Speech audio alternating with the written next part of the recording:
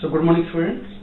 So today we are going to start your methods of enhancement of bioavailability. So how to enhance the bioavailability of drugs. So it's very important to increase the bioavailability of drugs. So we need to go for different techniques to improve the solubility, dissolution rate of the drug. But as per BCS classification, biopharmaceutics classification system, two parameters are important to increase the bioavailability. One is your solubility, then your permeability. So those drugs having poor solubility and poor permeability, it's very difficult for them to good bioavailability of the drugs, to get a good bioavailability of drugs. So that's why we need to increase that one. So with this, here once again we need to discuss about BCS classification system. Already we have discussed it. So this is the same thing. What is class 1 drug, class 2 drug, class 3 drugs, and what are the different parameters about solubility and permeability. Whether it's high, some cases it's high, and some cases it's low. So these are the things about different types of BCS classification system you need to write here. Now let us discuss about what are the approaches there to increase, to overcome this bioavailability problems. There are three types of approaches. One is pharmaceutical approach, pharmacokinetic approach, and biological approach. So in pharmaceutical approach, what we are doing, we are changing the formulation to increase the bioavailability of drugs. So there are different types of techniques there to increase. Pharmaceutically, we can use different types of excipient, we can change the formulation, we can change the dosage form to increase the bioavailability of drugs. So in pharmacokinetic approach, generally it is based on two theories: development of new chemical entity and pro-drug design. In pharmacokinetic, two parameters will come: development of a new drug entity and a pro-drug. Then in biological approach, which is most important, the different types of techniques there in biological approach. First one, we can tell, it is your enhancement of drug solubility or dissolution rate, enhancement of drug permeability, enhancement of drug stability, and enhancement of gastrointestinal retention,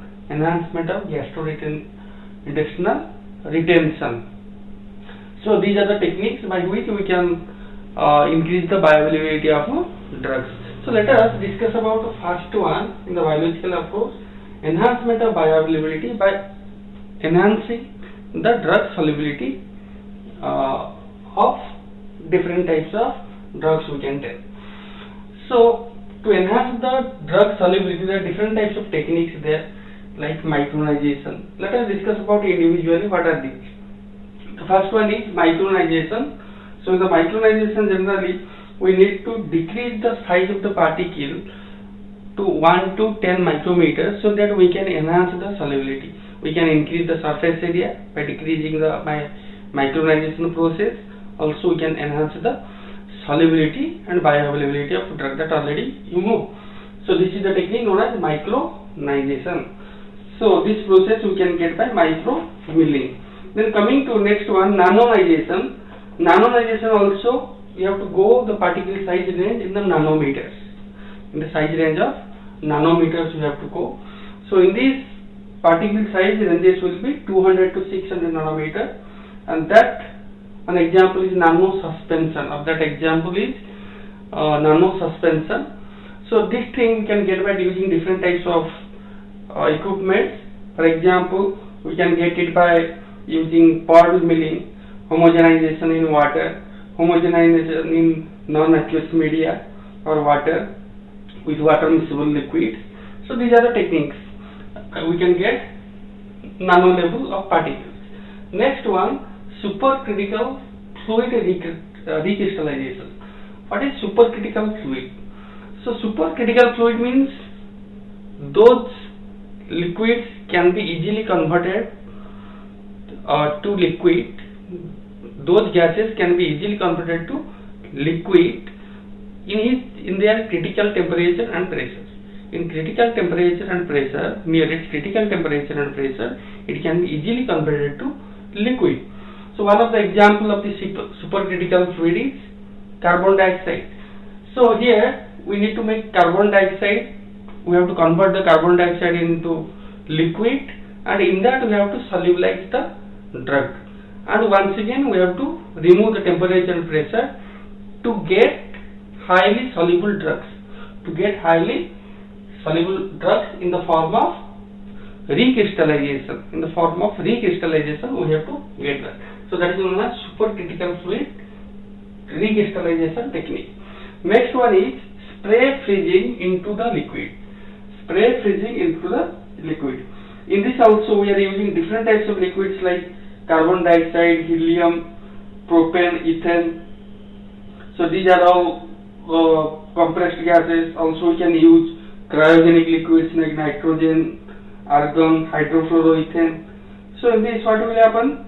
The particle will be lyophilized. First of all we have to we have to atomize the drug particle in this particular gases, and once again we have to freeze dried it. You have to lyophilize it to get smaller particles which is more soluble, we can tell. So these are one technique. Shortly we are doing it SFL. The next one, evaporative precipitation into aqueous solution. So this is also process utilize the rapid phase separation to grow nanoparticles and microparticles of lipophilic drugs. Here we are using lipophilic drugs. So what will happen? The first thing, the drug will be dissolved in low boiling point liquids. You have to select the low boiling point liquids. In that we have to disperse the particles, and this will be then passed through a tube and heated under pressure to temperature above its solvent boiling point. So that what will happen? You have to atomize when we will try to dissolve it in a low boiling point liquid, and we are increasing the temperature, and immediately you have to atomize it. So when we spray it, the particles will come as small form, whereas the liquid will be evaporated because we are going above its boiling point. We are increasing the temperature above its boiling point, so that we will get the particles very fastly. And also sometimes we are using different types of surfactants in this technique, which will stay in the interface of liquid and solid present in that. So that is known as EPAS. Then we can use different types of surfactants to enhance. Already I told you different types of surfactants we can use above its CMC, critical micellar concentration, above which the drug particle will be entrapped inside the micellar, and this type of technique also called as micellar solubilization. We can enhance the solubility of drugs by using surfactants. Then we can use salt, different types of salt formation. We can use precipitation of inhibitors, different types of precipitation inhibitors like different types of polymers. We can use HPMC, PVP, PVA, polyethylene glycol, polyvinyl alcohol, polyvinyl pyrrolidine. So this type of substances we can use. Then your alteration of pH of drug microenvironment. So this thing is we can change the buffer. We can make a buffer environment which will change the buffer environment of the drug, and it will enhance the solubility. Then we can use amorphous drugs, polymorphs, anhydride forms, because these are having more solubility as compared to polymorphs. We can use amorphous substances. Then your solid solution. Another thing is that solute solution. So in that solid solution, generally we have to take a binary system in which the solid will be dispersed in a solid solvent. That means we have to disperse the solid in another solid which you can use as a solvent. And here one thing will be the solvent we are using, the solid solvent we are using is used as a carrier or host, which will increase the solubility. We can use here urea, different types of other substances, that is known as solid solutions. And next one, eutectic mixture. Eutectic mixture means already you know when we are adding two solids they will be liquefied. So this type of technique also we can use to enhance the solubility. Then solid dispersion, it is also have to disperse one solid in another solid. Then your molecular encapsulation with cyclodextrin, it is a complexation process in which we have to encapsulate the molecular particles drugs in a cyclodextrin. So I will share the notes of this. I'll let you go through the individual process. What are these? If any doubt there, you can ask me. Thank you.